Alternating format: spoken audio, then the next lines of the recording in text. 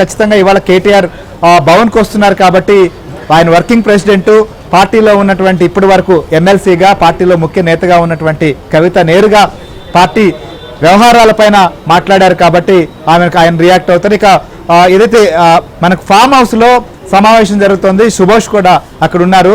సుభాష్ ఏంటి ఏమన్నా నిర్ణయం కానీ మరేమన్నా అక్కడ రియాక్షన్ కానీ ఏమన్నా ఉండబోతుందా కవిత మీద?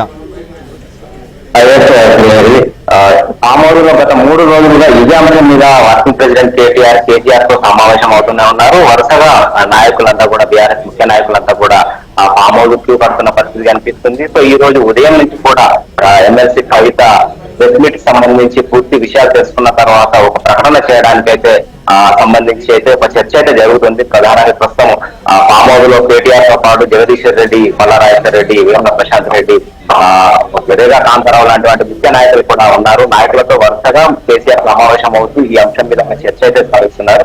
సో ఎమ్మెల్సీ కవిత ప్రెస్ మీట్ లో పార్టీ మీద సీరియస్ గా రియాక్ట్ అవుతాలని అనుకున్నారు. కానీ ఆమె కేవలం కుటుంబము, ఇద్దరు హరీష్ రావు, సంతోష్ రావు అనే వ్యక్తుల మీద టార్గెట్ చేసి మాట్లాడడం వల్ల ఈ అంశం మీద ఎట్లా రియాక్ట్ అవ్వాలనే దాని మీద కూడా కేసీఆర్ పార్టీ నేతలతో చర్చిస్తున్నట్టు పరిస్థితి కనిపిస్తుంది. ప్రధానంగా కేసీఆర్ కుటుంబాన్ని విచ్ఛిన్నం చేయడానికి కొన్ని శక్తులు పనిచేయడానికి కవిత చెప్పడంతో ఈ అంశం మీద కేటీఆర్ కాకుండా ఇతర నేతలతో మాట్లాడించే అవకాశం ఉండొచ్చు, లేదా ఒక ప్రకటనకు విడుదలకు మాత్రమే అవకాశం ఉండే పరిస్థితి అయితే కనిపిస్తుంది.